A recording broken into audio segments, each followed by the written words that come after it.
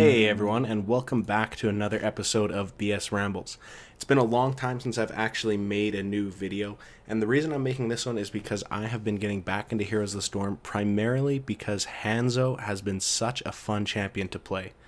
I always get discouraged when they rework one of my favorite heroes. Last time it was Nova, but I came back because Hanzo kind of filled that void that Nova left in the high output ranged assassin. He reminds me actually of the very first iteration of Nova, where there was this build that you could do that was a really spammy snipe build that would lower the cooldown.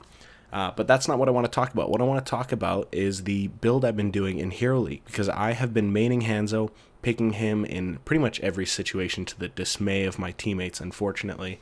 And I have a 65% win rate with him right now. And I am just addicted to this build that I've been doing. So I'll start by telling you my level 1 talent. It's Target Practice. That's the one where you hit every enemy hero with Stormbow, which is your Q, and that gives you rewards. So you can see on the enemy players, they have those little markings on them. You see Rhaegar with 3 right now, Tyrael with 2. Pardon me, I have a bit of a cold here. And what the quest does is after you hit each hero one time, it's going to greatly increase the range. I believe it's by 30%.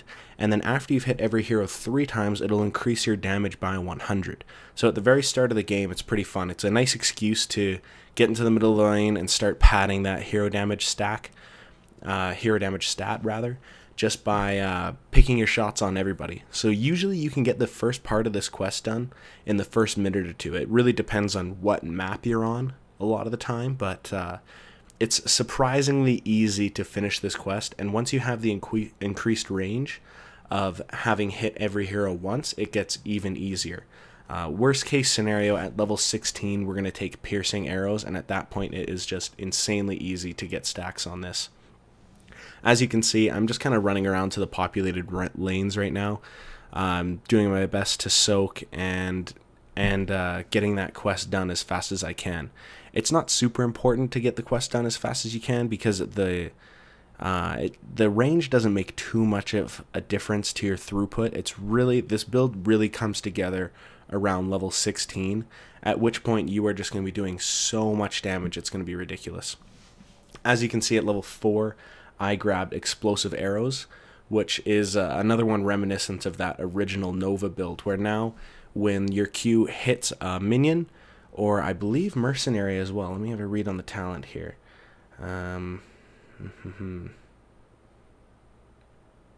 It's not really displaying it properly for me. Anyways, sorry guys. It makes it so it blows up when it hits minions for the full damage, and that makes you such a lane bully. So not only do you now have lane push on a champion that otherwise doesn't have any lane push, but now you can really bully people outside of lanes, especially melee heroes. You're an absolute nightmare for.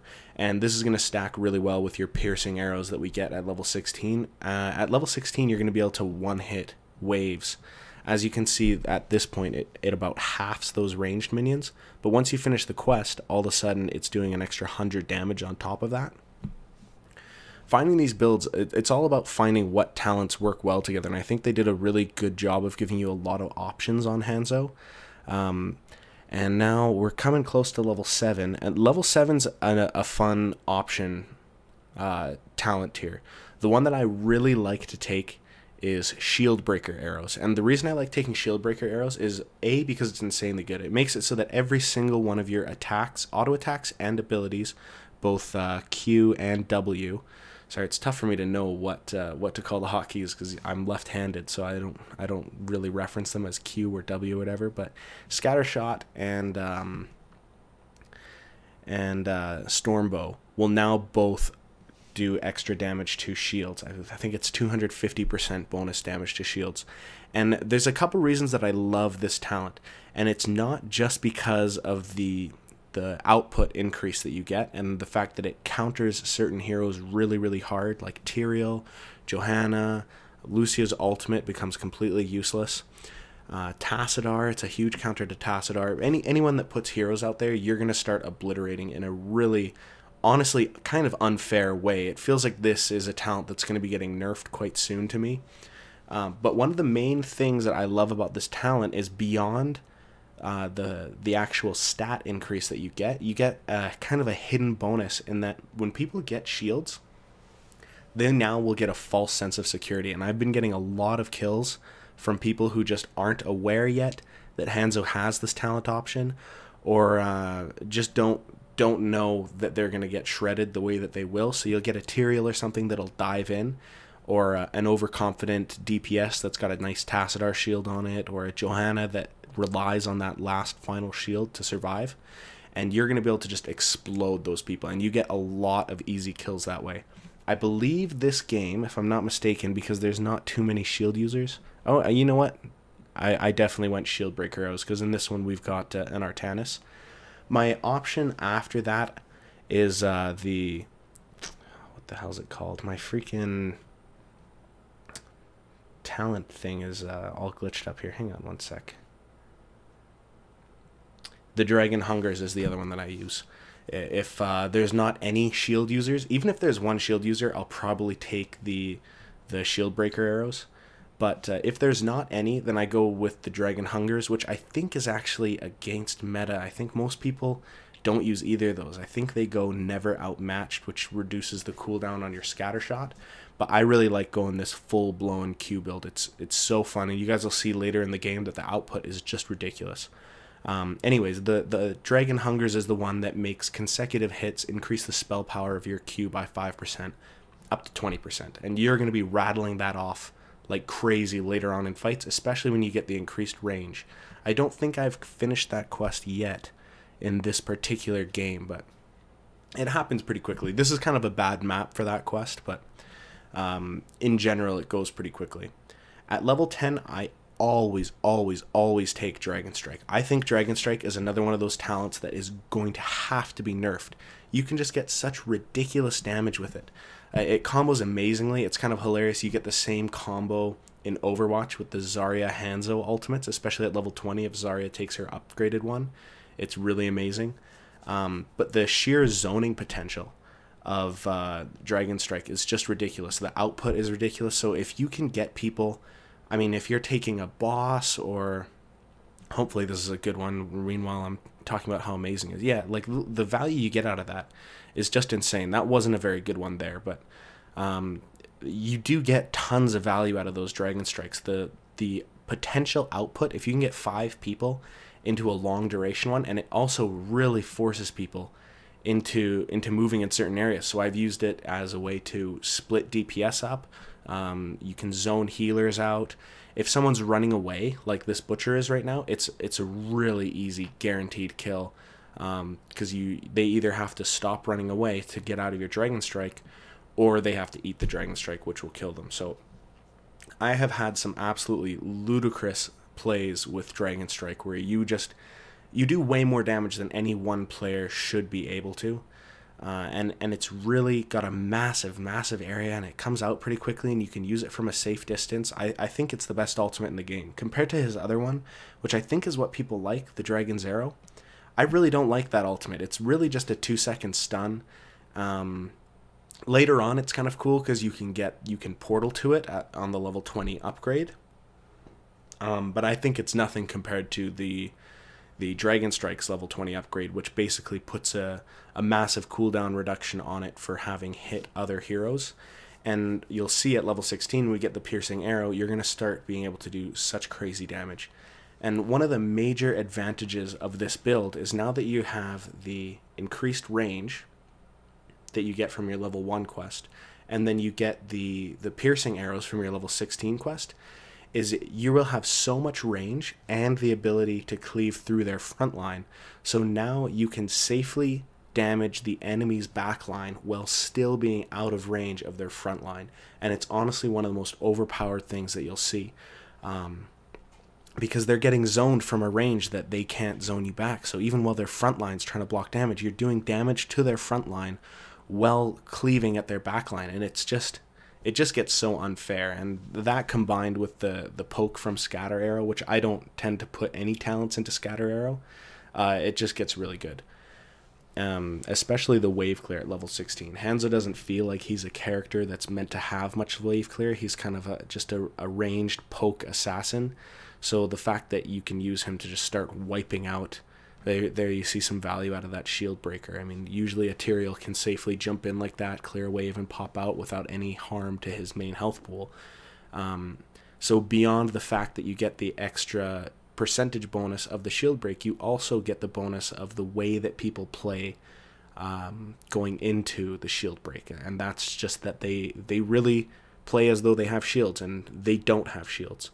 And you'll get a lot of value out of that, especially at lower ranks. I think I'm in platinum something right now, so a lot of you are probably higher ranked than I am, so might not get that value. At level 13, I take a couple of different ones depending on the game and depending on the map. So I'll switch. Oh, I think I just used an ultimate and missed it. Hopefully it was a good one. I will either get Fleetfoot, which is the one...